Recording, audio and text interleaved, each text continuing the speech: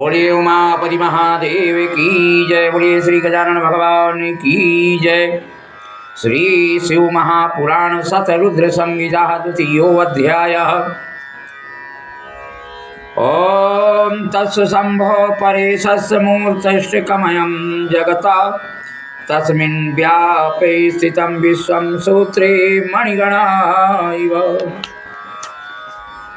Servo भगस्तथा रुद्रः उग्रो भीमः Pashupati ईशानस्य महादेवो मूर्तया शाश्वतविश्रुतः धत्ते चराचरं विश्वं रूपं विश्वंभरात्मकं शंकरस्य महेशस्य सहस्रस्यैवेति निश्चयः। श्री शिव महापुराण के अंतर्गत यह सारा संसार शिव की उन 8 मूर्तियों का स्वरूप है।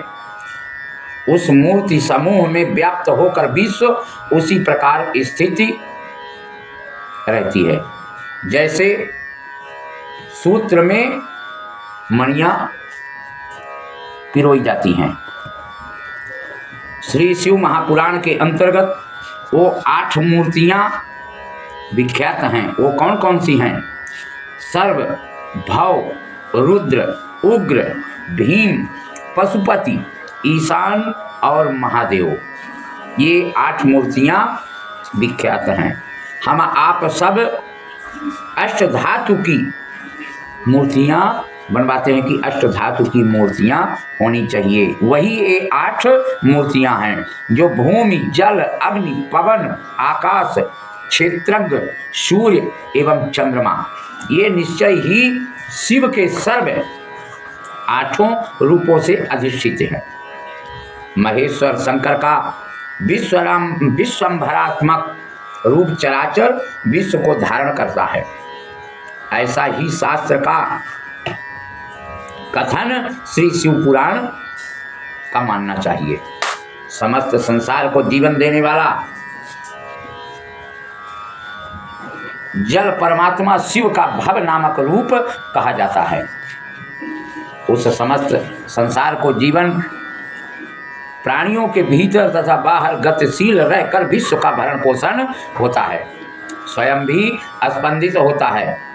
सज्जनों द्वारा उग्र रूप परमात्मा शिव का उग्र रूप भी कहा जाता है। भीम स्वरूप शिव का सबको अवकाश देने वाला सर्वव्यापक तथा आकाशात्मक भीम नामक रूप कहा गया है। वह महाभूतों का भेदन करने वाला होता है जो सभी आत्माओं का अधिष्ठान, समस्त क्षेत्रों का निवास स्थान तथा पशु पास को काटने वाला होता है। उसे पशुपति रूप में जाना जाता है।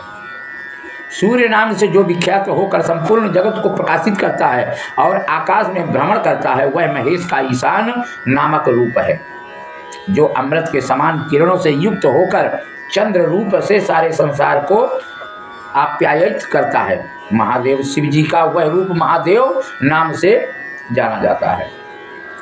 उन परमात्मा शिव का 8वां रूप आत्मा है जो अन्य सभी मूर्तियों की अपेक्षा सर्वव्यापक है। इसलिए वह समस्त चराचर जगत शिव का ही रूप कहा गया है। जिस प्रकार वृक्ष की जड़ को सींचने से उसकी शाखाएं पुष्ट होती हैं, उसी प्रकार शिव भोले बाबा को शरीर भूत संसार शिवार्चन करने से पुष्ट होते हैं।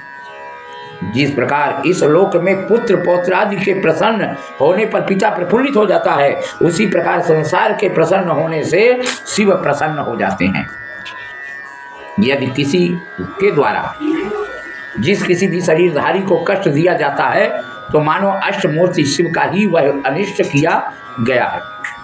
इसमें कोई संशय नहीं होता है। अतः अष्टमूर्ति रूप से सारे विश्व को व्याप्त करके सर्वतो भावेन स्थिति परम कारण रुद्र शिव का सर्वभाव से भजन किया जाता है। सर्वतो भद्र उनका परम रूप है।